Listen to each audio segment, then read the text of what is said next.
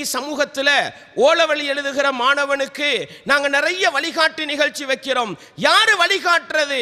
நீ இந்த பாடத்தில் இப்படி மார்க்ஸ் எடுத்திருக்கிறியா, நீ பயோல போ. நீ இந்த பாடத்தில் இந்த மார்க்ஸ் எடுத்திருக்கிறியா, நீ அக்கவுண்ட் துறையில போ. நீ கொமர்ஸ்ல போ, நீ ஆர்ட்ஸ்ல போண்டு நாங்க முடிவெடுத்துட்டு வாழ்க்கையில எவ்வளவோ கஷ்டப்படுறோம் இல்லையா?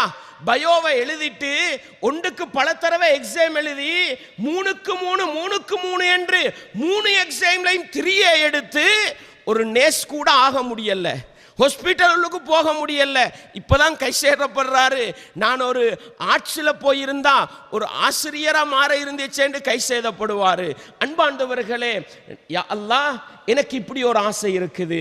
டாக்டர் ஆகணும்னு ஒரு ஆசை, எனக்கு லோயர் ஆகணும்னு ஆசை, எனக்கு இன்ஜினியர் ஆகணும்னு ஆசை.